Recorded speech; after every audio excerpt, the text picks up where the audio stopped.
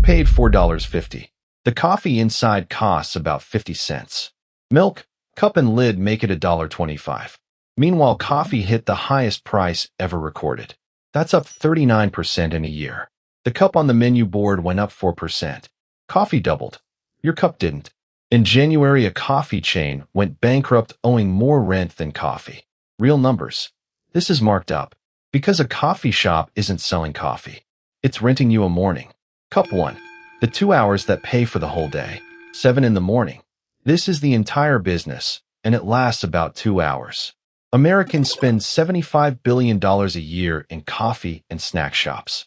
Almost all of it moves through a window of the day most industries would call the warm-up.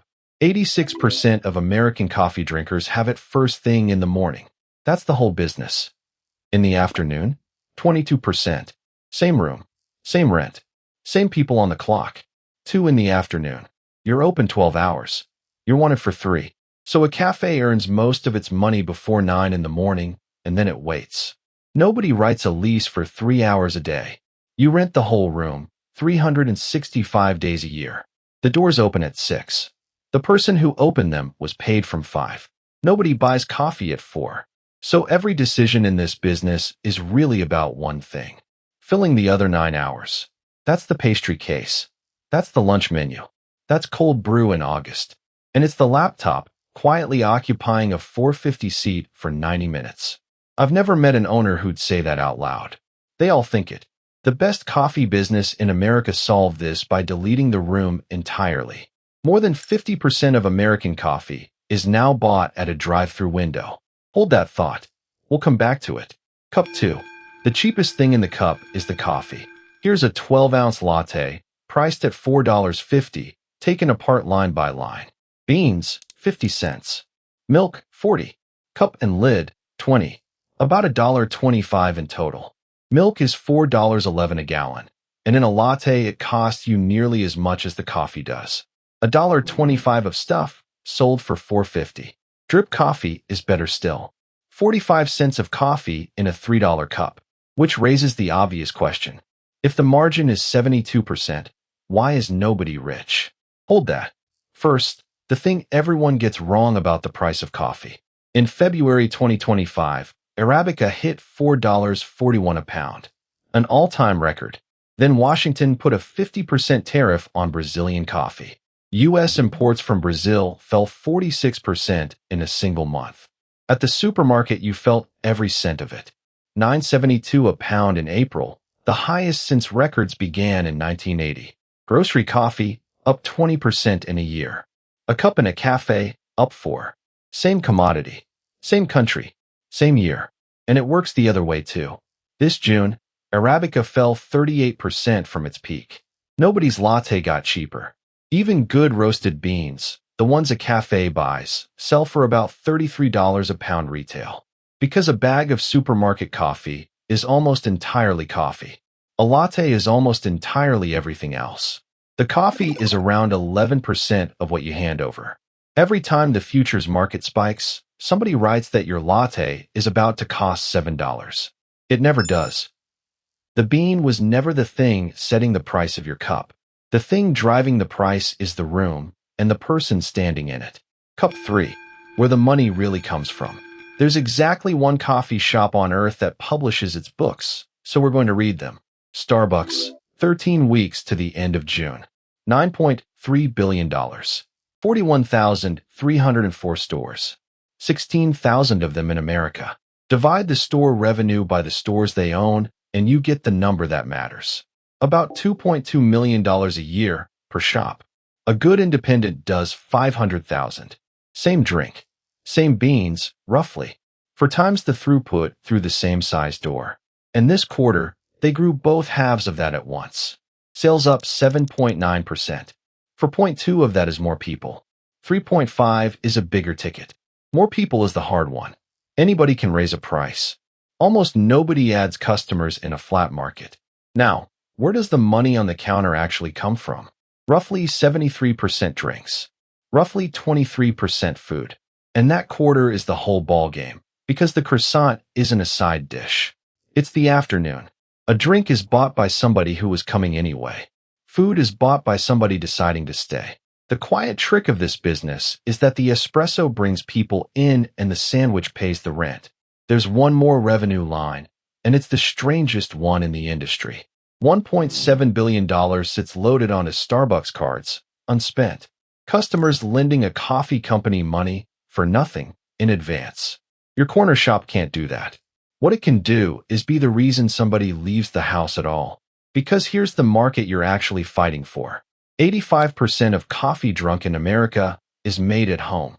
28% of drinkers buy any of it out. That's your market. Your competition isn't the shop across the road. It's their kitchen, and it got a lot better at this. But the slice that's growing is the expensive kind. Specialty coffee is at a record 47%. And look where that money gets spent. 14% at work, 13% in transit, 10% in a restaurant. You're not selling coffee. You're selling a commute, which is a wonderful business, right up until the commute stops happening. And the demand is genuinely there. Coffee visits grew 4% this year, while eating out shrank.